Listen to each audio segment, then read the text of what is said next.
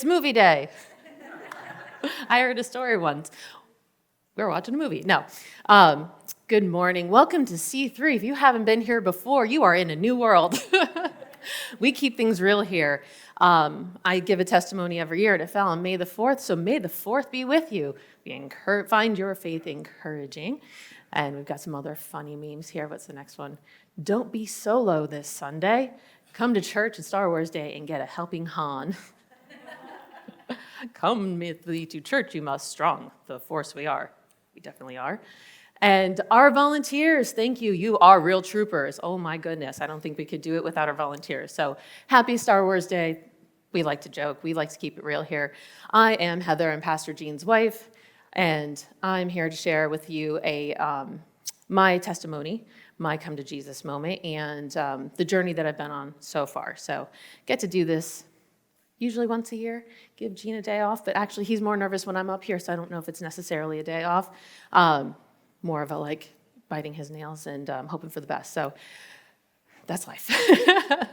But I was joking because we have the Star Wars thing. It reminds me, it'll tie into my story. When I didn't have such great days, it would be movie day when I used to be a teacher. So sometimes movie day that's a surprise means your teacher isn't feeling too good that day. So just an inside secret from a past life of mine. So as I said before, the beauty here, first of all, I just feel so blessed that I have the church family and the people around me that I do have to even, I'm going to get emotional, be here today. So, I was very, it's an emotional story, and every year it comes out a little different, and doing a lot of self-reflection and telling my story, but also, thank you. See, we're there for each other. Is how wonderfully beautiful the journey is through all the ups and downs. And I often kind of go through the motions, but to be humbled enough to be used as an instrument to share my journey where I've been and to continue to is just really a blessing, and have the people in my life to support me along the way. And new people in my life who I keep running across who just surprisingly come in and just start enveloping me with love, and me learning to be open to that as well. So thank you for being here today. Really, it means the world to me, and I just hope to be that instrument for you that God has made me to be. So let me start at the beginning. The youngling that was born in California. I hope you enjoyed that. I've been kind of all around the country. I call it the trifecta of the United States, where started in California, ended up in New York, and then now here, the hottest planet of all, Florida. And so I was born and raised in California, and my parents were very, very young when they had me. They were teenagers. They were married, but teenagers, it's not really going to make it all the time. So they ended up breaking up, and I ended up living with my dad and moving around an awful lot as a child. And then he ended up meeting my would-be stepmother next door. They got married and started a family together. My stepmother and my father raised me for the majority of my life, and I did not know my biological mother for a very long time after that. And my childhood, to put it in a very easy nutshell, was more of a Cinderella story. And so there were a lot of times in my life where I didn't understand what was going on, what my path was. Really, my main goal in life was to get out, move out, and get out on my own, because that was my ticket out. So I really focused on education, getting into school, getting into a college, and working my way in that ticket out, because the lifestyle was just not very, what's the word? Encouraging. So I really buckled down and did everything I could. And so my stepmother, who was from New York, we went out there. I flew for the first time at 17 years old. When you're in California, you drive everywhere. So not like we had a lot of money to fly. So we finally moved to New York visited for the first time in October. And if anyone has seen the leaves change, it's really hard not to fall in love. And so I was like, you know what? This place looks really great. And my family said, maybe we'll move, we might want to move here. And I go, all right, feels like home. But the important and interesting thing about that was I didn't have God in my life. I didn't grow up in church, wasn't raised a Christian. My grandparents took me to a non-denominational church as a child, and then in my teen years, I had a friend who brought me to a youth group trip in Lake Tahoe. I don't know if anyone knows, if you know where that is, but I don't know where they got the money for this trip. I'm happy I got to go. I do not think my parents paid for it, but I was 14, and that was an amazing, first time I saw snow, 14 years old. Yeah, do not use knit gloves to make snowballs. You will learn very fast. That is not a good idea. So that was a very fun trip in that sense, but where that pivotal moment was for me is the first time I ever felt the Holy Spirit envelop me for the first time. I remember being in a prayer circle, and like I said, I was not really churched a lot as a kid, and I just remember feeling the peace of Christ around me, and just considering how tumultuous my life was, feeling that peace was so foreign to how crazy my insides felt that it just blew me away. I remember coming home, and I'm like, I found Jesus! You'll never believe it. And my stepmother was like, you're not going to be some Bible-thumping kumbaya girl. You are not going back to church. And I was like, a 14-year-old girl who wants to go to church? Where else should I be going? And it kind of blew my mind. But at that point, it was a seed that would eventually bloom later on. That is one of those, I call them speed bumps in life, where God's like, Macy, stop just a little bit to reflect. And really grateful for that, because it really put me in touch with God. And I didn't realize that he would be leading me all the way through. For me, I thought it was me.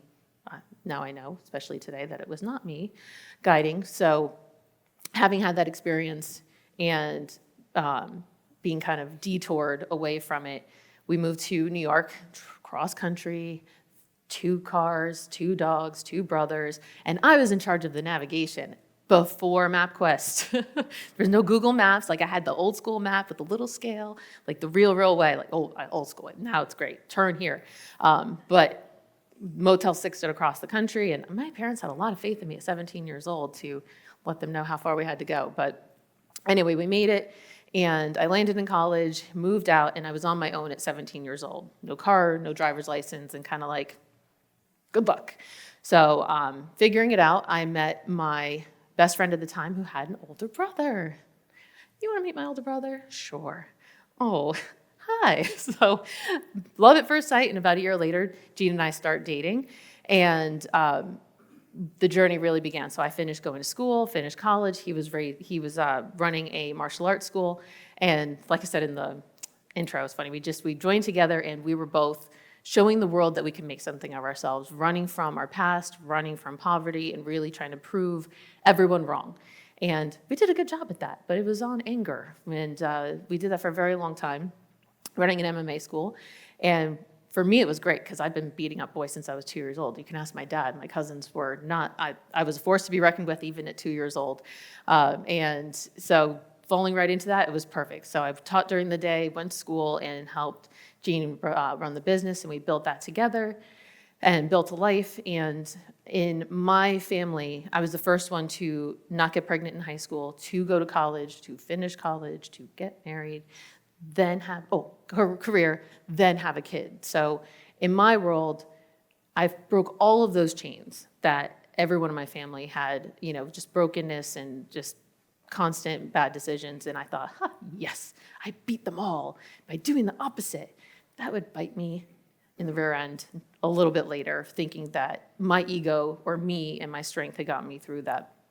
And so we made it through. We built our business. I ended up being able to quit teaching 7th grade social studies. No one asks me anymore now why I don't want to teach, and also why I don't live in California. So those questions have kind of dissipated as time has gone on. God is like, yeah, Heather, move. So if we go again somewhere, I'll let everyone know. But for now, I love Naples. I'm staying here. So, but we built this empire. We built these really great gyms, and we were vacationing using my in-laws' place and coming down to Naples. And there was a moment at which I'm like, Gene, I think we need to move here. And he cried, because where am I going to get my pizza was his biggest concern. Where am I going to get my pizza? I've lived in New York my whole life. And I'm coming from California, so I'm like, kind of like, get over it, let's go. But again, we weren't church people. I just knew it was something in my gut that said we needed to be here. So we went back, we sold part of our gym, 2 weeks later, we were in Naples, and that was about 13 years, almost exactly 13 years ago. And so we land in suburbia. We've got basically everything is taken care of. We have made it. And I'm in my early 30s and semi-retired, and we are in suburbia from a place where we could barely see our neighbors in our old neighborhood. And kids are knocking on the door, and we're like shuddering because this is culture shock. First of all, people asking me to help me with my groceries. I'm like, why? What do you want? Because I'm so guarded from being in New York. I'm like, the culture down here, everyone was so nice, but I wasn't ready to, it took a while to acclimate. So then we move into our neighborhood, and neighbors are knocking on the door, kids want to come and play, and we're trying to adjust to our new suburban life. And so I think Gene needs some adjustment. He really needs help transitioning from this isolated world in New York to living with neighbors, knocking on the door, and kind of a Leave It to Beaver environment. And oh my gosh, I missed the biggest part. Okay, so we moved down here, and not a month later from moving down here, I got in a car accident.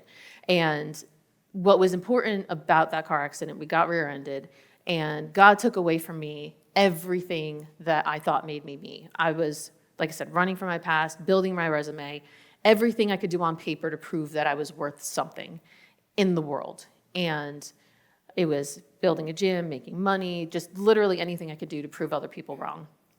And it worked until it stopped working. And so after the accident, I couldn't teach anymore. I couldn't work in the gym as much. And God literally went from working out all the time to asking for help, bringing in a case of water from the car. And any of you know me, I don't like asking for help. I've got it. Instead of, Gene, can you come get this? And so while I was transitioning, trying to figure out who I was going to be now, like my whole identity was what that piece of paper, everything that I had accomplished, had said. And now we're moving into suburbia and a new life and trying to settle. I have way too much time on my hands. And through this entire lifespan, I was doing a lot of drinking. And I held it together, and I was very successful despite all of the different incidents and different drinking that I had been enabled to do for a very long time by my environment. And so here we are. Gene's really struggling with suburbia. So I'm like, okay, where do you go for help? Therapy, right? Okay, so I'm looking for a therapist. I'm like, all right, we got to go. I'm like, Gene, really, we got to fix him, right? So we go in, couples therapy, and the woman meets with us for a few times, and then she goes, Heather, would you mind coming in by yourself? Yeah, sure, because we're going to come up with a to-do list. We're going to fix Gene. We're going to come up with a plan because he really needs help. And in that meeting, it was not about him. It was about me. So, Heather, do you think you have a drinking problem? No. I have a consumption problem. If I could figure out how to control my drinking, like eating ice cream, I'm just going to be fine. Wrote some things down, and I never went back. And there's no plan for fixing Gene. Apparently, it was my fault. That's okay. So then I go home. Okay, therapy, she doesn't know what she's talking about. We need to go somewhere else. And so I kind of dug back into my childhood, and that seed from when I was 14 in my childhood, I was like, you know what? Community. That's what kept coming to me. I'm like, I think we need community. So let's go to church. Gene is a recovering Catholic, so he grew up in church, and we were kind of very spiritual together in our own journey. So we dug back, and we're like, you know what?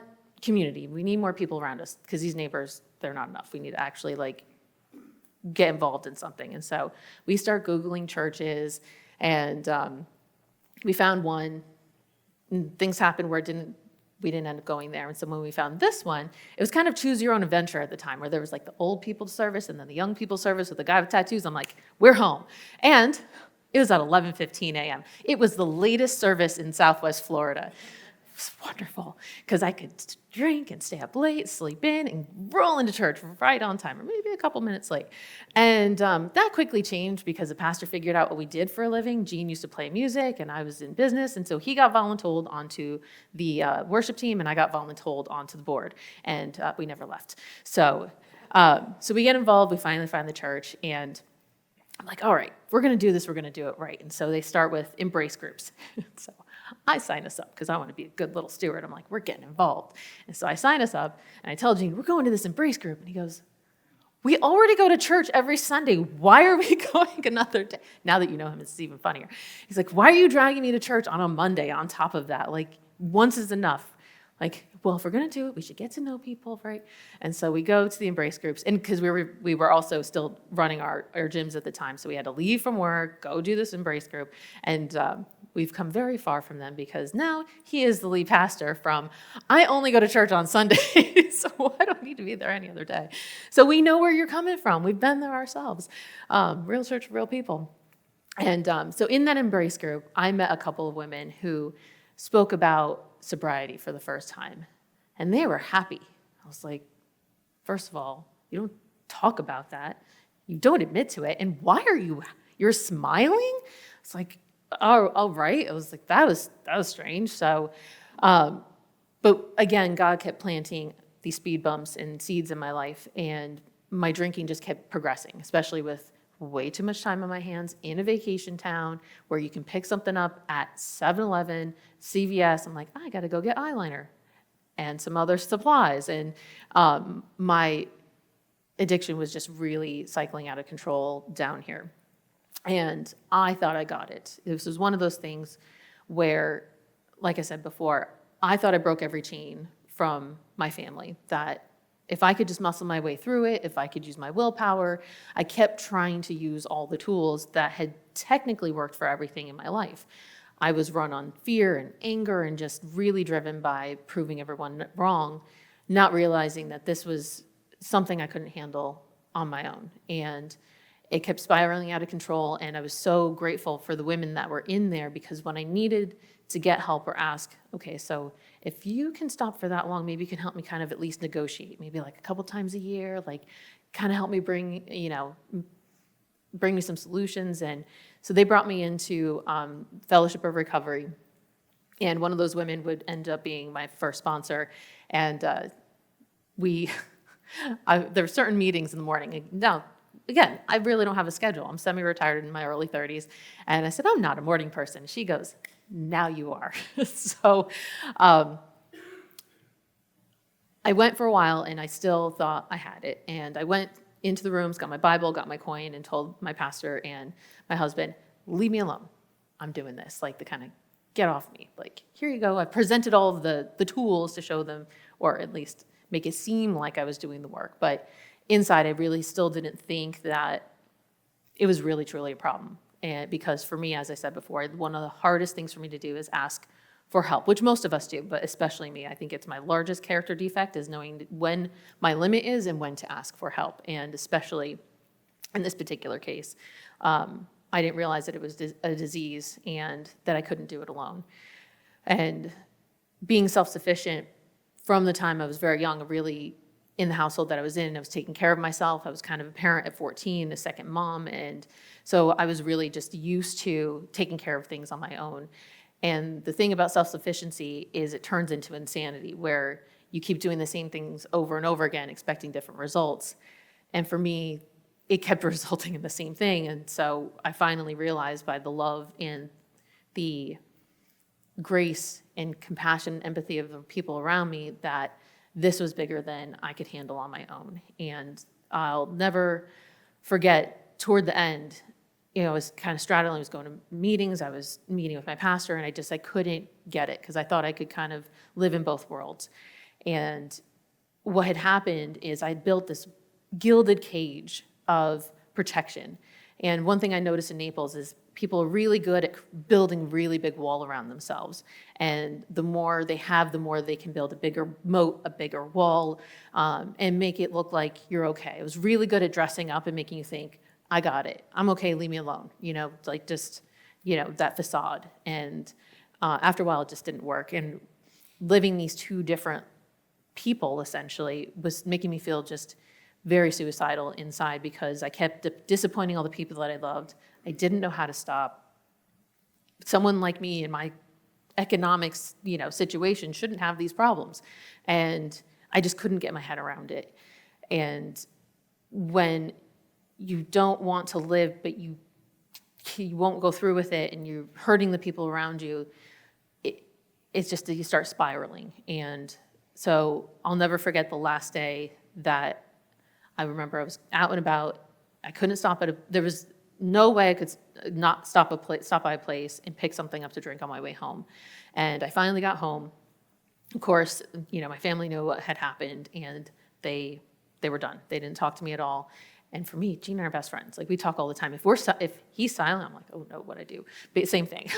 Silence is really, that's when we know we're really disappointed. And I was at the edge of any solution. And it was at that night I finally was just fully alone in my thoughts. I couldn't call a pastor. It was too late at night. Couldn't call anyone.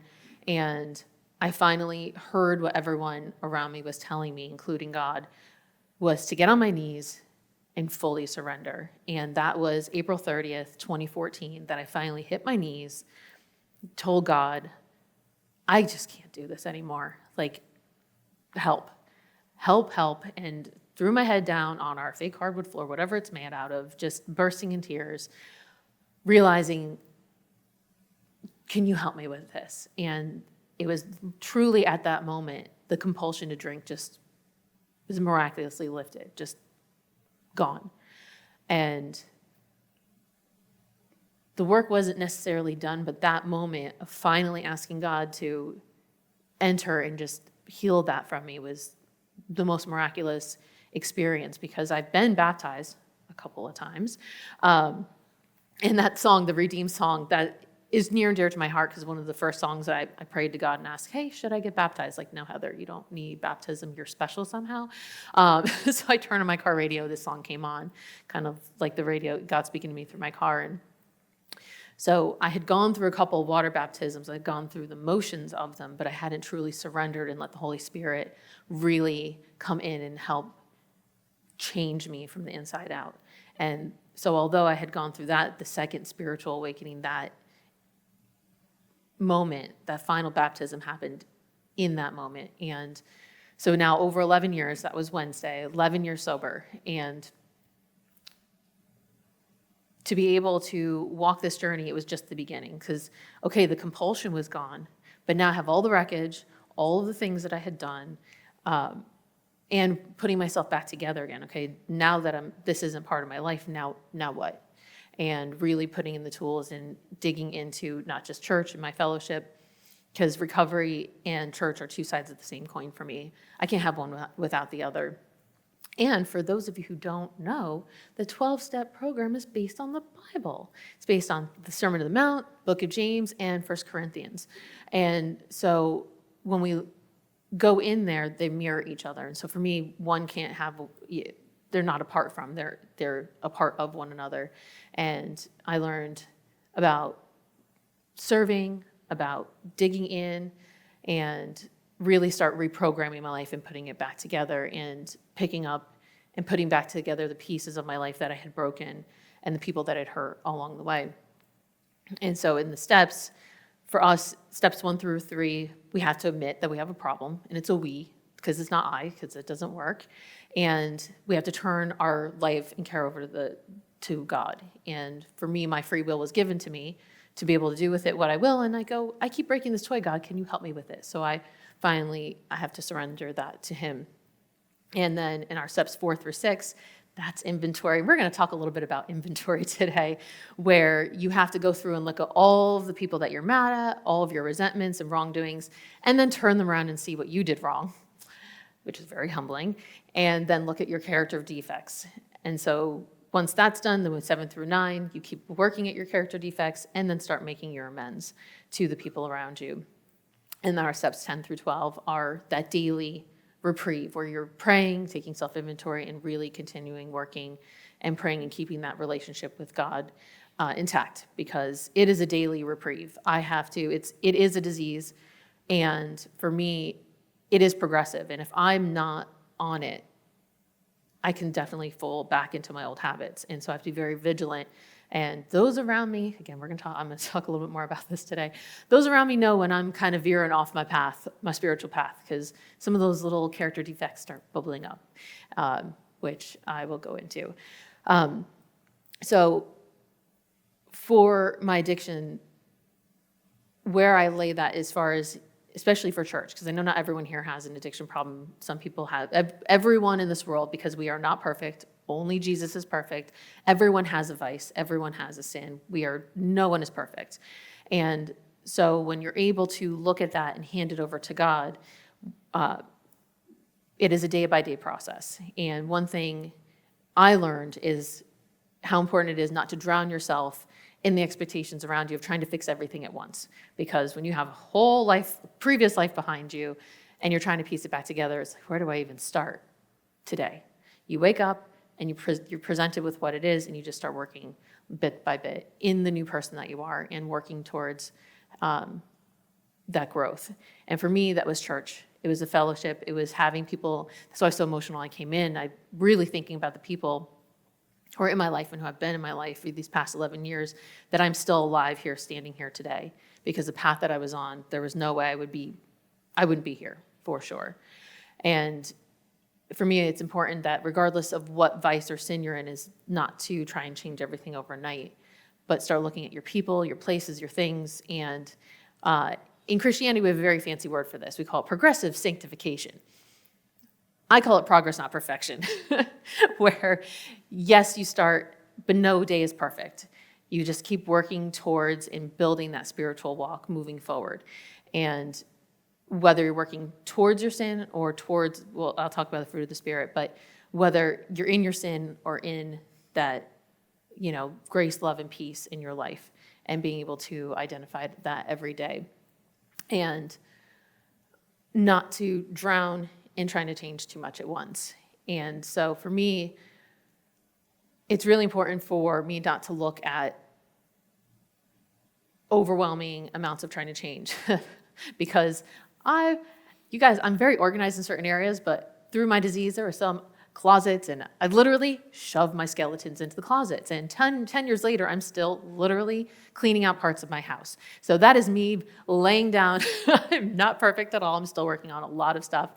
And being accountable to cleaning up all these things in my life and having the people around me to find those blind spots and keep me accountable through that. Because if I am not moving forward, I can easily move backward, and I can allow myself to think that I'm the one that did this and not God. My pride can get in, my ego can take the best of me, and really start causing problems for me one day at a time. So I have to have that healthy reminder.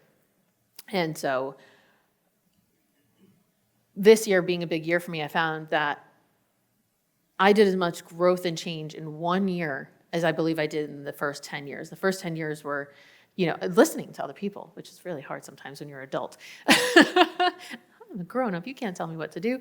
But listening to people who had walked that road before me, and really doing the work and listening and looking at myself and doing that self-inventory. And so when I joke about self-inventory, really, we're very good at, you watch TV shows and you talk about your celebrities, well, they should do this and they should do that, and this person, we're human. Everyone does that. But one thing that's very different that I've learned, especially in Christianity in my fellowship, is where do I fit into this? Where am I wrong? What's my inventory? Because I always say, take the speck out of your eye before the log out of your eye before you look at the speck of someone else. And for me, that's very important. So for me, Galatians 5:19 through 23 really sums up the old teacher in me, kind of the sins of the flesh versus the fruit of the Spirit. So Galatians 5:19 through 23 is when you follow the desires of your sinful nature, the results are very clear. Sexual immorality, impurity, lustful pleasures, idolatry, sorcery, hostility, quarreling, jealousy, outbursts of anger, thank you, Naples traffic, selfish ambition, dissension and division, envy, drunkenness, wild parties, and other sins like these. Let me tell you again, as I have before, that anyone living that sort of life will not inherit the kingdom of God. But the Holy Spirit produces this kind of fruit in our lives: love, joy, peace, patience, kindness, goodness, faithfulness, gentleness, and self-control. There are no laws against these. And so in looking at these, if I'm falling into yelling at people in traffic instead of letting them go, I really have to look at what's really bothering me. What am I angry at? What am I not doing that's not Christian or healthy for me? Because if I'm falling into that and getting that adrenaline rush from something that's sinful, I'm like, oh no, I really got to pull it back over here. So I'm realizing I'm not too good for change. That's the thing about this past 1 year is I kind of crossed the threshold of a decade, which is a very long time. But I got called a young old timer in my meetings this week. But understanding that wherever I'm at, whether it's Christianity or in my recovery, you always need to be moving forward. And if I get complacent, or I think I've got it, or I don't need to go, help out my neighbor or help anyone out, or really think that I've got the whole thing figured out, I'm in trouble. And I find a lot of Christians where they kind of coast a little bit instead of really continuing to grow. And it's really easy for that and mostly I'm speaking about myself, but it's really important to keep an eye out on how some of those older behaviors might start creeping in. Like I said, my trigger is I get angry very easily. And if someone cuts me off in traffic and I overreact, I know I got to go home and really dig into what's really bothering me, because that person is not bothering me. It's something else that's triggering that. It's not it's not that. And so Scripture says it very well as far as not being complacent, not thinking that you're more important than your work for God. So Romans 12:3, because of the privilege and authority God has given me, I give each of you this warning. Don't think you are better than you really are. Be honest in your evaluation of yourselves, measuring yourselves by the faith God has given us. And then Galatians 6:1-5, dear brothers and sisters, if any believer is overcome by sin, you who are godly should gently and humbly help that person back onto the right path. And be careful not to fall into the same temptation yourself. Share each other's burdens, and in this way obey the law of Christ. If you think you are too important to help someone, you are only fooling yourself. You are not that important. Pay careful attention to your own work, for then you will get the satisfaction of a job well done, and you won't need to compare yourself to anyone else, for we are responsible for our own conduct. And these spoke so much to me in this transition, because I thought, okay, I got 10 years. I'm going to conquer the world. Like, what's next? Dig in a little deeper, Heather, because there's a little more you need to keep looking at. And so I really dug into looking at my blind spots and what else I needed to work on. So I got a therapist, I got a coach, let people in. And if I was having a bad day, I have a friend, we call it confessions of a treadmill. How are you doing today? I'm horrible. How about you?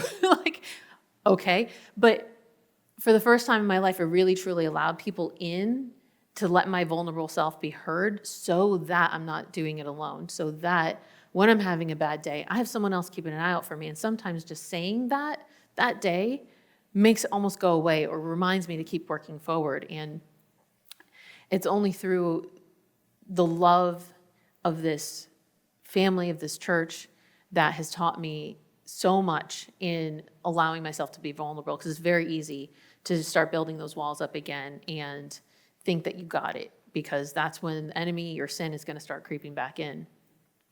And the other important thing for me was to be willing to look at all of my habits. What do I still need to change? Because life gets good. You're like, okay, I got a job, things are good. And then all of a sudden, one bad thing can happen, or you get egotistical and you start, it's very easy to fall back. And so what this year really entailed for me as well is to make sure, I know we say it a lot, but having someone ahead of you and someone behind you, that discipleship. What I found that I wasn't doing this year is I didn't have someone ahead of me. And when you're the only one in the lead, I found it was becoming very dangerous, because I wasn't looking at myself. And having someone behind me who I'm working with or coaching or discipling keeps me in my place, reminds me what I still need to work on, and someone ahead of me keep telling me what I should be working on and to be accountable to. And that is also something I would encourage everyone with in your lives, is to find, it doesn't have to be me, but find people in this church body who you can trust. Confidentiality is my middle name, so I'm a vault. You can tell me anything. Lay it on me, I got it. But what is, for me, was so important is to be able to go to somebody, to be able to give them that information, because I found myself finding a lack of trust of being able to give them my information and share that. I got a little egotistical, if I'm going to be honest, thinking, well, I'm in this leadership, or I'm this, or I'm that. I'm nobody. I'm just a human like everyone else, and I'm not too important to be able to get help or continued help. And so this year was very humbling, and because I got reminded to keep looking. The level of growth that I had this year was, for me, revelatory. I really dug into what other addictions were they're channeling. For me, weight, I didn't go into it too much today, but I've struggled with my weight and food since I was a teenager. That was my first access to having anything that made me feel good. I didn't have drugs or alcohol in high school, so I turned to food. And I eventually thought that I had a food addiction. And in this year, I realized, here I'm telling on myself because it's what I'm here to do, is I was addicted to the process of the back and forth. I would knock myself down, give myself a reason, have a goal, and then get addicted to doing the goal again. And then I would just go back and forth. I'm like, why? And I finally said, why do I keep doing this to myself? Am I addicted to food? No, I'm addicted to the process of the weight, of the cycle, a competition, of the actual cycle of it. And that was very humbling again, because now every time I go to initially want to go enter another competition, and I'm a very competitive person. Those of you who know me very well. And I caught myself for the first time really digging into that. And so that's what I'm really encouraging everyone with is growth doesn't stop. And being continually able to reach out, ask for help, ask God first and foremost. Like there are days where I'm just by myself, and usually when I'm by myself, that's when those epiphanies, God finally, I can hear him, because I'm a very busy person. I don't have time for God or prayer. And he goes, yes, you do. You need to listen to me. And so this year was very enlightening for me in that sense, and really, truly focusing on what else I need to work on and continuing to do that and making that part of it, and also sticking to it, because it's one thing to know what you need to work on, and it's another to actually work on it. And I know some of the people I see, you nod your heads, like we tell on each other, we're like, okay, I had this goal, I didn't make it. Can you help me with the next round? And that I find is the beauty in this church, that I feel so blessed in being able to be a part of such a wonderful group of people and making amends and having forgiveness. And this year was also very big, where my dad moved to Naples, and you've heard the beginning of my story. I didn't see him for a very long time, and he now has moved to Naples, and we are rebuilding our relationship together and working through that forgiveness and our different journeys in life. And I had to look at different things in my childhood I didn't know. I'm like, oh, that I didn't realize that that's the version of that happened. And because I didn't have a lot of parents growing up, I had to look at a different version of myself. Usually when you have kids, you're like, oh yeah, there's my little mirror. But when you're looking at a different person in the other way, you're like, oh geez, I didn't realize that I do that too. And the beauty of having my dad come in here and rebuild the relationship is to have, he said this feels like home. He came here from across the country, drove nonstop almost, and landed here. And he's like, wow, I'm home. And again, I can't express to you all how wonderful it feels that we have an environment where literally I'll accidentally say, I'm going home. No, that's church. It's not, this isn't work. Like, that's really when I walk here, and I really hope that most everyone else feels that way, where you can just let that breath out instead of being on guard everywhere in your life, and working on that forgiveness. So Matthew 18:21-22, then Peter came to him and asked, Lord, how often should I forgive someone who sins against me? He says 7 times. Not 7 times, Jesus replies, but 70 times 7. Okay. And the Matthew 6:14-15, this is the end of the Sermon on the Mount. Jean loves this, because you say the Lord's Prayer, but no one finishes it. If you forgive those who sin against you, your heavenly Father will forgive you. But if you refuse to forgive others, your Father will not forgive your sins. And that one stung, because with everything that I had done to the people that I loved in my life, the Christ forgave me is still so overwhelming.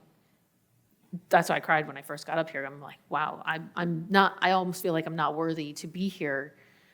But he's, nope, use me as an instrument. And if he can forgive me, I can forgive myself. And if he can forgive me, I should forgive myself. And I absolutely need to forgive all of those along the way who I feel have done something wrong.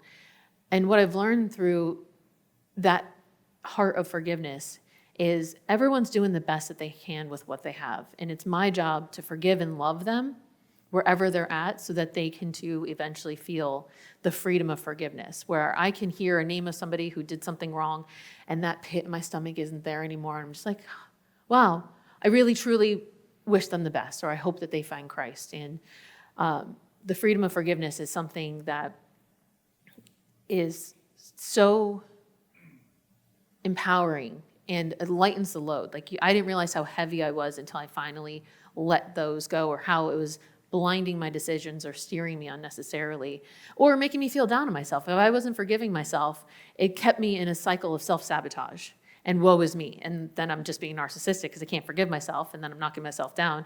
And Christ is like, stop. Can you just move on and really rely on me? And that's really what a lot of my growth this year has been, is really doing the next level work and not just going through the motions, and reminding myself that you just have to keep working at it, really. And it's not always easy, but with the love of everyone around me and the wonderful people God has put in my life, I'm so blessed. And the interesting thing about forgiveness that no one forgets is being able to forgive yourself. And one thing as well in that forgiveness is we have an acronym in our recovery called HOW. How do we do all of this? Honesty, openness, and willingness. Are you being honest with yourself and with other people? Are you open to that change and forgiveness? And are you willing to forgive and make that change? And not getting caught up in the what you should have done. And this is, I think, what I said it last year, but I honestly had to give myself my own advice. You put the next picture up. Don't should on yourself. I'm only going to say it once. That's why Jean's nervous. Don't swear, don't swear, don't swear.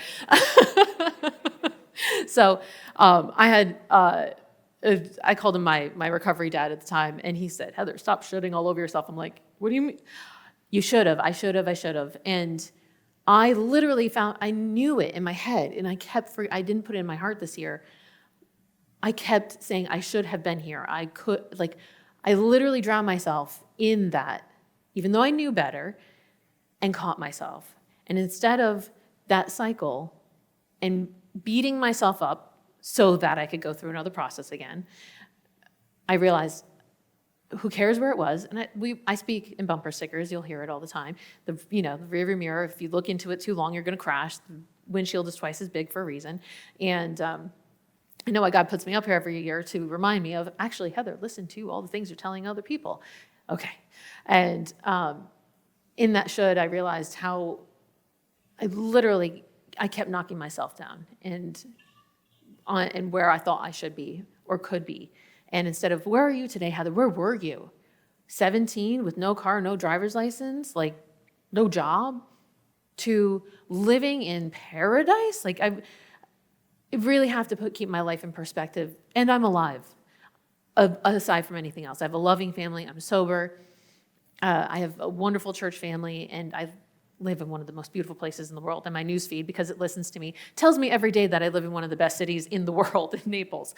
And being reminded of that, and stop wishing for a different past, because the one that I was given has given me the tools and the opportunity and the message to share with other people, to help other people not follow that. And it's up to them, but at least I know better, and it forces me to continue moving forward as we're all on our own journey. And so I can't emphasize enough how much I encourage everyone here to find someone loving and trusting to help you with those burdens, to lay them out, to trust them. It can even start with me or Jean. It can start with anyone, but finding that one person that you can go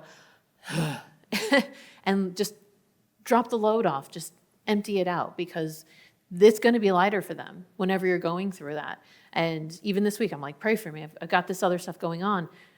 And every person I asked for help, it felt lighter and lighter and lighter.